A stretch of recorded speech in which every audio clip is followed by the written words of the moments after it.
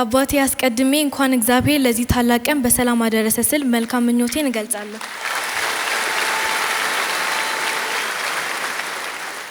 እንኳን እግዚአብሔር ረዳ። በመቀጠል በዚህ ቀን ጥቂት ነገር ስላንተ መናገር ፈልጋለሁ። ራሴን ካወቅ ጀምሮ በትንሹ አእምሮዬ ያስተዋልኳቸው ነገሮች እልፍ ናቸው። ለአገልግሎት ያለ ትጋት፣ ጌታን እጅግ መውደድ፣ ከልጅነት ጀምረ እግዚአብሔር የሰጠህን የመንግስቱን ወንጌል ስራ ሳትደክም ሳትታክት በብዙ ትጋት እየመጣ ስላለ ቤትህን፣ ትዳርህን ማክበር፣ ልጆችን መውደድ፣ መንከባከብን፣ ስስት የሌለበት አባትነትህን፣ ቤተክርስቲያን የምትመራበት ጥበብ ከ13 ዓመት በላይ በክራይስት አርሚ ዓለም አቀፍ ቤተክርስቲያን በአገልግሎት በብዙ ውጣ ውረድ የመጣህበትን የቆየህበትን ጽናትና ብርታት በዚህም እግዚአብሔር ምን ያህል እንደረዳ አብሮ እንዳለ ማየት ችያለሁ።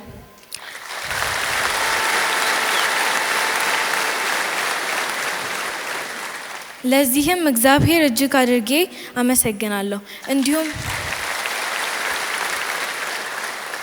እንዲሁም ደግሞ እኔ ጨምሮ እስካሁን 5 ልጆች ከጌታ ተቀብለ እንደ መጽሐፍ ቅዱስ ስለምትመራን እናመሰግናለን። በዚህ ሁሉ ስታልፍ ስንፍና ሳይዝ ከመድረክ አገልግሎት ባሻገር ለትውልድ የሚተርፍ ገናናው ኢየሱስ የተሰኘው መጽሐፍ ለትውልድ በማስቀመጥ የተሰማኝን ትልቅ ደስታ ለመግለጽ እወዳለሁ።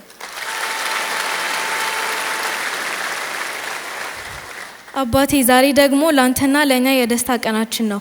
ከዚህ ቀደም በስነ መለኮት ትምህርት በዲፕሎማና በዲግሪ ተምረህ ጨርሰሃል። አሁን ደግሞ በከፍተኛ ማዕረግ ማስተርህን ተወርቀ ሳይህ እና ጥቂት ወራት በኋላ ደግሞ ፒኤችዲህን እንደምትጠናቀቅ ሳውቅ በእውነት ሁሉም ልጆች እንደኔ አይነት አባት ቢኖራቸው ብዬ ተመኘው።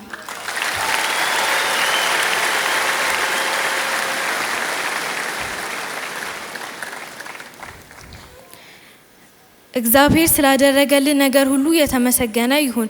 በቀሪው አገልግሎት ዘመን ደግሞ የምትወደውን እግዚአብሔር ከዚህ በላይ ማገልገል እንድትችል ጸጋው ይብዛልህ። መልካምን ሁሉ እመኝልሃለሁ። በድጋሚ እንኳን አለ መልካም የስኬት ዓመት ይሁንልህ። እወዳለሁ።